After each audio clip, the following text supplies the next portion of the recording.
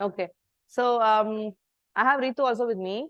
We are done with the Italian macaroons and the eggless macaroons, right? I have a few questions that's come in on the chat window. I also thought we'll brief up the process once, because while the process was going on, I think there was the beater sound, and I was not sure if you have gotten the process of the Italian specifically. So I'm just going to have a brief up with Ritu right now. And before that, there is a question. Can you show the weighing scale?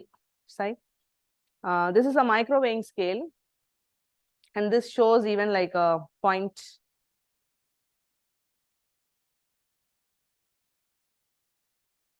Okay, so this you can use for like the very precise measurements if you're not able to use the bigger one. Okay. So, so Ritu, can you brief the process for the Italian? So we have two different measures for egg whites in the recipe. Okay, so you can just go through the recipe. There is what is the weight of one? One is 22, the other one is 24. So there is 22 grams of egg whites, and then there is 24 grams of egg whites. The first process is to pulse the almond meal and the icing sugar together. So the almond meal store-bought is definitely fine. That is what we are using as well. So in the mixie, your food processor, you put the almond meal and the icing sugar. And in the mixie, there is the reverse, the knob, you turn it to the reverse, which is basically the pulse thing, right? So you turn it on to the 1, 2, 3 speed. It will over mix or over bind the almond meal and icing sugar, and then it will start leaking out oil. You don't want that. You want the almond meal to get a little bit finer than its original size and the texture that comes from the store-bought almond meal. And you put it together with the icing sugar and pulse it once or twice. And that timing, you observe what Nila had shown, and that is all you need. After which that goes into the sieve, and you keep it on top of a bowl, and then you sieve it, right? And once you sieve that, you let all the measurements go in. And but when you have like bigger grains of the almond meal that is on top of the sieve, you discard that. But don't have like too much, but try not to press that bigger granules or bigger chunks of the almond meal, and don't let that go in. So when you sieve it, you have the bigger grains, and discard that bit, and you have the sieved almond meal and icing sugar. And into that almond meal and icing sugar, what grams of egg whites? 22, the lesser. The lesser weight, the 22 grams of egg whites goes into the sorry, almond meal and the icing sugar that got pulsed. And you keep mixing that. It is going to be dry initially, but as you keep folding it a few times, you have a wet but a thick paste of almond meal, icing sugar, and the egg whites, and that should not get dried up. So the suggestion was to use cling wrap also, but however, we are not going to let any air go inside that. So we are going to keep a plate on top, and then have like a heavy object, anything. What we had used here was a big bottle of water that was placed on top of the plate, and that is going to seal that almond meal and icing sugar egg white paste. And we are going to set that aside, which is not going to dry, but it is mixed up and it has gotten into a thick paste and set aside. Then that goes onto the side, and then on the stove top, we add the water and sugar. Water and the sugar, and we are going to allow the sugar to first dissolve. So start with low flame, and don't use a spatula, right? Don't use a spatula, and then keep swirling the pan until you allow the sugar to dissolve into the water with the heat that also comes up with low flame. And we are going to have a thermometer, a candy thermometer. Don't use the laser one, because that is not going to show you the exact temperature. So we are using a candy thermometer, and have a tall glass with water. So you can dip that candy thermometer into the glass of water, because you're going to dip that into the sugar syrup. And if that has the sugar syrup hardened onto the tip of the thermometer, then if you're going to use it back again as you're going to keep it outside, then it is not going to show you the right temperature. So put it back into the small glass of water and keep that candy thermometer there, and start checking the temperature. Now, when the sugar syrup is going to heat up, you're also going to have the 24 grams of the egg whites into another bowl. And the other bowl has to be a stainless steel bowl, which is dry I mean, cleanly washed and completely dry. And you also have a beater, and the beater blades have to be dry, which is washed also. Now, why a stainless steel? Because if you're going to use a plastic bowl for egg whites, a little bit of fat that comes from not cleanly washed bowl. Because in plastic, if you wash it also, there is going to be like if you're going to use butter or oil or even eggs, whole eggs, they all contain fat. That little bit of fat is not going to allow the egg white to whip up. So a stainless steel always gets washed up clean and it needs to be dry. A little bit of water in the beater blade or the stainless steel bowl is not going to allow your egg whites to do the needful.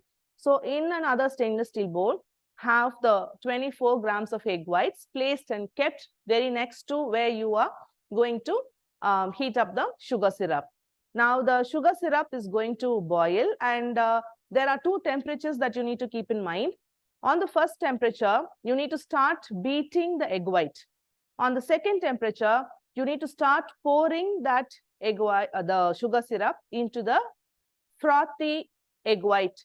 Now that little time in between the first temperature and the second temperature. So what is the first temperature? First temperature is 115, but since for the beginners, we are suggesting 112. So at 112 degrees, so when the sugar syrup is starting to boil, you use a candy thermometer to place inside the sugar syrup. And when it reaches 112, that is for beginners. What they do, because they know when exactly and they know how to get the egg whites whipped up, they do it at 115. Now, when you get the speed, and then you will start beating the egg whites at 115. But when you are going to try it for your first few times, when you know the sugar syrup has reached 112 degrees Celsius, start whipping your egg whites simultaneously. Now, the egg whites will froth up, and there's nothing in the egg whites, so it will froth up. Now, if it has frothed up, a minute is fine to just let it aside. A minute or two is fine to let it aside while you are still checking for the temperature to reach to 117. 117. So 117 degrees Celsius on the sugar syrup is when you need to stop cooking the sugar syrup, switch off the stove and take the saucepan into your hand and start pouring while you are beating.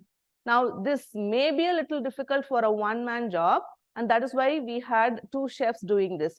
If you are going to work and if somebody else can help you with beating the egg whites or checking the temperature of the sugar syrup, and so someone has to tell you when it reaches 112, or you can manage it yourself as well. At 112 degrees Celsius on the sugar syrup, beat your egg white and it is going to become frothy. Now, if it is reached frothy and your sugar syrup is still at 115 or so, take your hand and let the hand beater be and let the egg white wait for about a minute is fine. Now, once you see the sugar syrup has reached 117, right? Start pouring the sugar syrup in a very slow stream as you keep beating the egg white when the sugar syrup is going in. And that is the Italian meringue, when the sugar syrup at 117 degrees Celsius goes into egg white that has been frothed up a little ahead of time. Now, if the egg whites is going to be beaten up way before you started your sugar syrup, then the egg white will have water collected at the bottom and the frothiness will all get damaged, and pouring in the sugar syrup, that stage will ruin your meringue. And that is why this two different temperatures are very important at 112 between 115. So at 112, if you start beating the egg white, make it frothy. At 117, take your sugar syrup slowly, pour in a slow stream and keep beating. But then you also need to empty the entire sugar content into the final part of the sugar syrup. Empty all the sugar syrup content into the egg white and continue to beat. And now when you are going to beat that, and there was a time like not more than 5 minutes, you have to keep beating to wait for the soft peaks to form. There is no stiff peaks coming in picture at all. There is not even like a really very soft peak that is going to form in this particular stage. But then it has to be thicker. A bit of flowy is also fine. It's fine as long as if you are gonna continue beating even after that 5 minutes, it'll get runny. The texture will go off. So that's the reason we suggest to stop within that 5 minutes. So stop within that 5 minutes. It is not so, when you saw the video, it is not going to turn into soft peaks or stiff, stiff peaks like the meringue or oil icing or buttercream. You're not going to have anything like that. It is going to thicken up, but then it was flowy. So when you see something like that, don't wait for soft peaks and continue beating more than 5 minutes. You stop at that even when it is flowy, but runny is different. It is like completely watery. Then there was a little bit of fat or water that got into the meringue and it just got runny like water. Flowy is when you know you are doing it right and you don't have to discard that part, or you don't have to continue beating more than 5 minutes also. So within that 5 minutes, when you find that flowy consistency of the meringue, which is the frothy egg white and the sugar syrup at 117 degrees, got together, beating on really very high speed. It was at the highest speed, no? The highest speed on the hand beater. You keep beating and then you have the flowy meringue, and color was also added at that particular point of time, and that is when you need to add the color. And now this particular meringue, then we take the paste which was kept in a bowl covered with a plate and the water, right? You take that out and into that paste, you add this meringue, the flowy meringue, in 2 parts or 3 parts, depending on how much quantity maybe you have. And do not mix it until it's fully incorporated, just 80%, after which you add the next batch.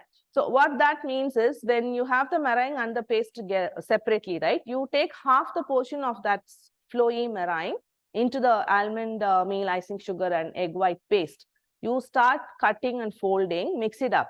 Now, don't wait for it to completely blend. Means now when you are mixing that half a portion of the flowy meringue into the almond meal, egg white paste, when you see a little bit of the meringue and when you see the paste, which is not completely incorporated also, it is fine on the first part of the addition of the meringue into the paste. Now, when you are mixing it, like 50 to 80% of mixing is fine when you've added the first part of the meringue. Do not wait to completely blend the entire thing when only half the meringue is added into the almond meal paste. Now, once you have done the first incorporation, where just 80%, like roughly mixing the tight paste, the thick paste on the flowy meringue, add the second portion of the meringue as well. And then now you cut and fold. And that is when the full incorporation will happen. Now, once the full incorporation happens, you have the consistency, which is the ribbon consistency, right? So how long do you think they have to fold after addition of all the meringue for them to get the ribbon consistency? For the ribbon consistency, just try to get that flow. It shouldn't get easily absorbed. At the same time, it should take its time to get absorbed. If it gets absorbed way too quickly, then your macaron shells are gonna spread out. Okay. So now, after addition of the last part of the meringue into that paste, right? How long do you think that process really happened when the live was going on? Like a minute or two? Yeah, minute or two. A minute or two is what you will actually need to combine. And after every mixing, you take and then try to let that ribbon consistency flow. Now, if the mixture is too thick, then it is not going to flow at all. It will just maybe drop or it will just break. You're just going to have breaks as you're going to take the spatula and then keep folding, right? Now, if it is thick, then continue to fold, give 4 to 5 folds, and then again try to check for ribbon consistency. So you need to have the ribbon consistency as you keep flowing your hand left to right with your spatula. You have to have the consistency of the macaron batter flowing left to right. And that ribbon, whatever was flown into the bowl of the batter, that look of the ribbon, right, it has to stay for some time, maybe 10 seconds, and then get absorbed into the rest of the batter. Now, that is the exact stage you need to wait for the consistency before piping. Now, if it is going to blob down and the ribbon getting cut, continue folding and wait for the ribbon to flow, stay for some time in the bowl of the batter and disappear, like say after 8 to 10 seconds. That is the right consistency. Now, if you're overfolded, now if you're going to let the ribbon flow and then it disappears immediately, then you have overfolded And when you're going to pipe, it is going to spread like anything, and then you're not going to have good macaroon. So if you're overfolded, I think that cannot be revived back. If you are overfolded, you cannot revive back that batter. But if you're underfolded, which means you will know that when you're taking the blob of the batter, it just drops down and breaks the ribbon consistency, breaks as it flows.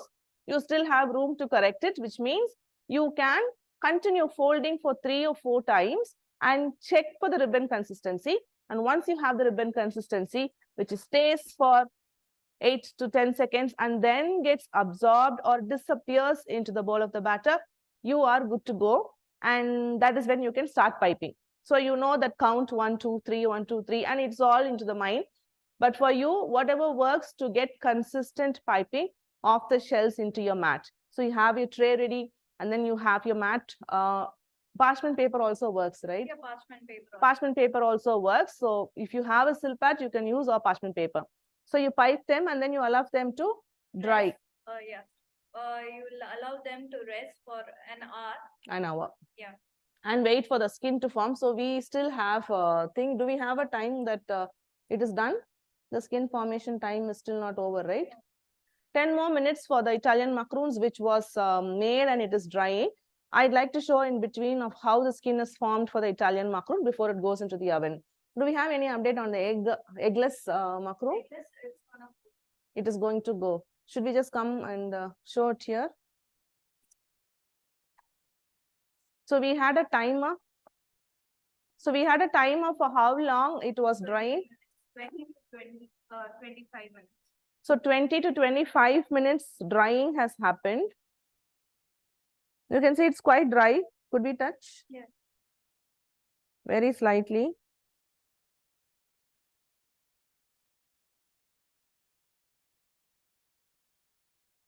So outside is dry. Entire thing is dry. So skin is formed on the sides also, it's dry. Okay, so now this is going to go into the oven. What temperature have we preheated? 120 and speed 2.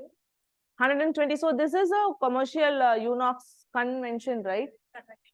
Okay, so we are going to have fan, but if you're going to try it with your OTG, you could try.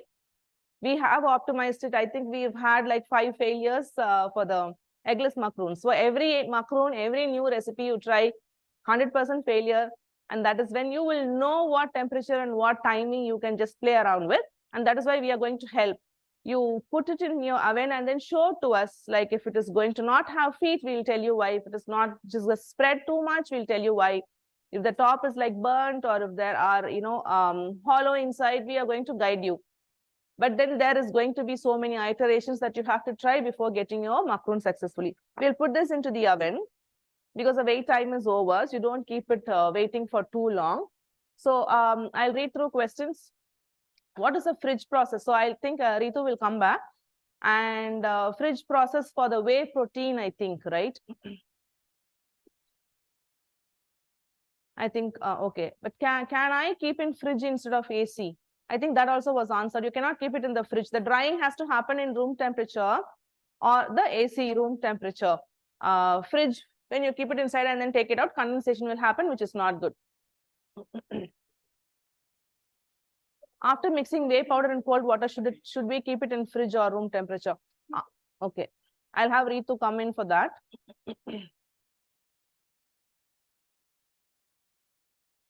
So there's a question which says, after mixing whey powder and cold water, should we keep it in fridge or room temperature? In the fridge.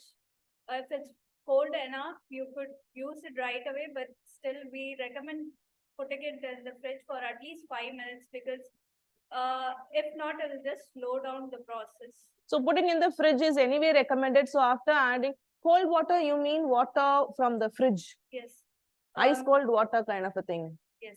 So a water bottle filled with water that has been in the fridge overnight, whatever temperature is, the cold water is not the room temperature water they have used for the whey protein. Ice cold water basically, which means keep the water in the fridge overnight and whatever chillness is there in that water is what was used on the whey protein. And even after that, putting that whey protein and ice water mix into the fridge back again for 5 minutes is recommended. And with alarm, 5 minutes dot, take it out and then start beating, right? And that is when you're going to have the consistency which Ritu had demonstrated. Please suggest an almond flour brand. Do we have a brand that we are specifically buying for almond meal? No. We are getting the almond meal from the baking supply store, which I think they get in bulk and then they repack and give it to us. So there is no specific almond meal. If you get that particular brand and that is when the macarons are going to come out well, no, that is not going to work like that. Any almond meal is going to work if the rest of the process, because there's so many other things which are dependent in getting a successful macaron, and the brand of almond meal is not going to affect your macaron. Okay. So eggless, can you just brief one more time the process? Eggless, first start with the whey protein and the cold water. Mix it. Even if there are lumps, it's fine. Just put it in the fridge for another 5 minutes and then bring it out. Meanwhile, you can pulse your almond meal and icing sugar together and sieve and keep it aside. Take your whey protein mixture, whisk it in the highest speed, and then once it reaches that frothy stage, add a pinch of cream of tartar. And we are adding this so that you know that it is basically a stabilizer. It's going to stabilize and fasten the process of whipping it. And once that is done, add color. Like once it reaches a soft peak, add a color that you desire.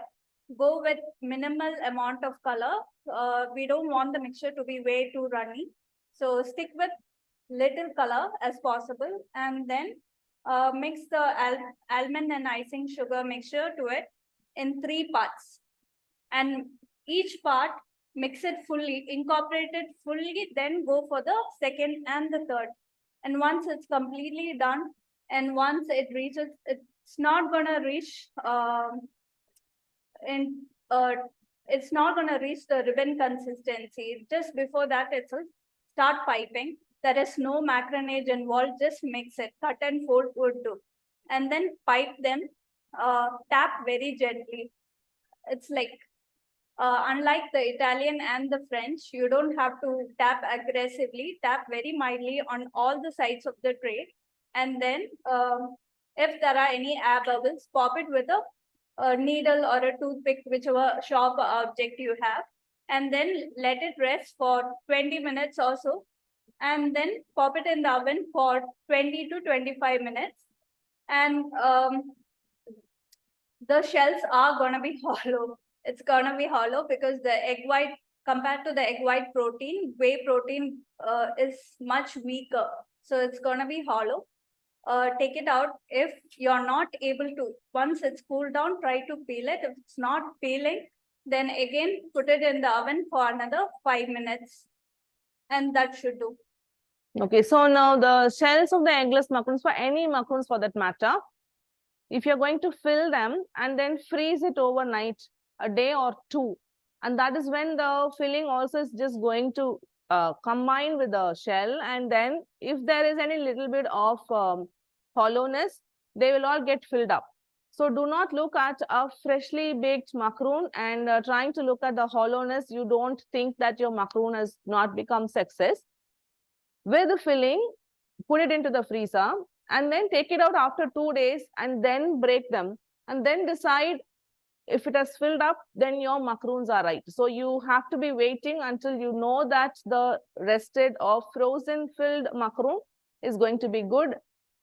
And if there is going to be still hollowness after 2 days in the freezer with the filling, and then we will come back to correcting any particular stage which has just created some hollowness through some other process, which is like the hollowness is going to stay even after 2 days, then we have to worry, otherwise it is fine. Okay, so I just want to check for the difference that they have learned between the Italian and the eggless. Now, in the Italian, when you are adding the meringue, you do not fold it completely. You wait for that 80% of folding between the thick almond meal icing sugar paste and the meringue, right? But here, when the whey proteins, meringue and the icing sugar mixture, you have to incorporate it fully. before adding the second part and the third part. So that one difference I see. And then the other difference is for the Italian, you wait for the ribbon consistency and for it to stay for some time and then disappear is there for Italian. But for the eggless macaron, you really don't have to wait for a ribbon consistency. As long as it is combined well, and you saw how it was just flowing, but not in the ribbon consistency stage. It is a stage before ribbon consistency for the eggless macaron. And that is when you can start piping for the eggless, right? For eggless macaron, what temp we need to keep in the Morphy Riches 52? 120? 120, try with 120. Start with 120 because that is what we are doing here as well. So start with 120 for timing. Timing, go with 20-25 minutes. See if the feet has set. If the feet is set, it is done. So if you think it's not coming out well, then for the eggless alone, try going down, like the temperature, try lowering the temperature. So start with 120 degrees Celsius. At time will be 20 to 25 minutes. As you see the feet forming, you can just take it out immediately, or no, the feet has to set. Set. In the sense, if you touch, it's not going to be liquid, it's going to be firm. It's already set and done. The feet of the macro. So you open the oven after 20 minutes and you go touch the feet with your bare finger. So go touch the feet with your bare finger and it needs to be solid. Yeah. But if you're touching the feet with your finger and then if you have the batter sticking to your finger, then you continue for another 3 minutes or 4 minutes. And again, open the door to check when you know the feet of that first macaroon, or the second time, go check another macaroon. And when you touch the feet of the macaroon, it is not going to stick to your finger, and that is when you know it is done. Yes. Now, what was that about lowering the temperature? When we decide that we need to lower the temperature? No, eggless macaron alone, in this oven, the recipe says 120. If in case in your oven, if that doesn't work out, try lowering the temperature. Maybe go to 110 if at all it just didn't happen at all, and if this feet formation and maybe it's just spreading with maybe the heat was too much.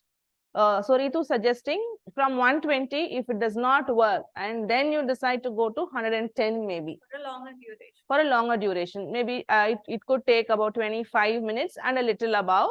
But for you to check is to touch the feet, and when it is solid, you are good to go. But then can we take it out of the oven immediately when we know the feet is solid? Yeah, if you feel that macaron is ready, we can take it out. Otherwise, there will be browning on the top. So okay, so we take it out of the oven after you know that the feet is ready, and then leave it out in the room temperature or an AC room to cool down.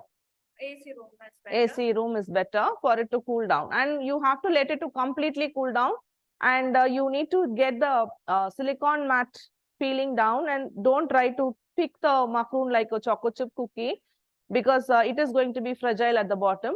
So you try to peel the silicone mat and get the shell in your hand very gently, or you let it cool down like for an hour or so before you are ready to peel the macaroon from the silicone mat to check. Okay, so these are just a review, a revision of the Italian and the eggless. So I don't want you to get confused between the process, and I want you to have like a very clear idea of what the process is between the Italian and the eggless. French we will come back to later.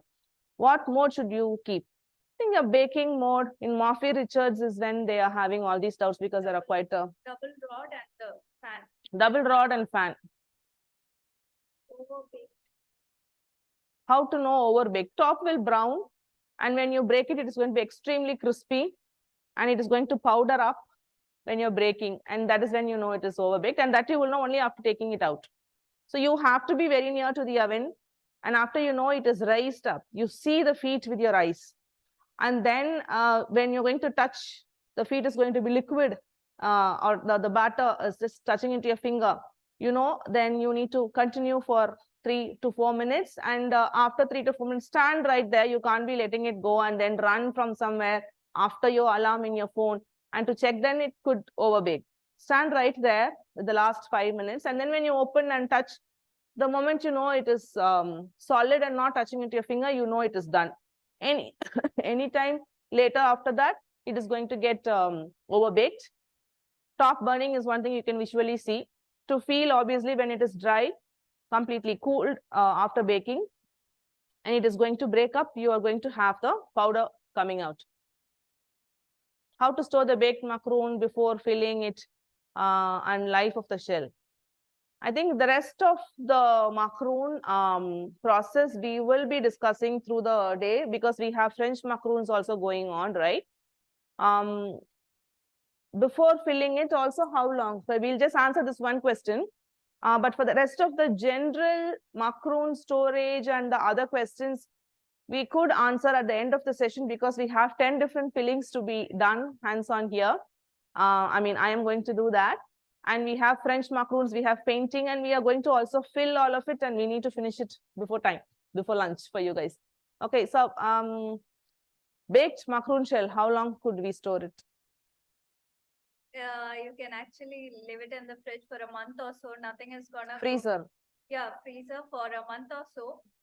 Nothing is gonna happen to the shells, but make sure it's in an airtight container and it's well cling wrapped and kept. Yes. So shells can go into a airtight container, and you can completely cling wrap that airtight container and leave it in the freezer for a month also, it is going to be fine.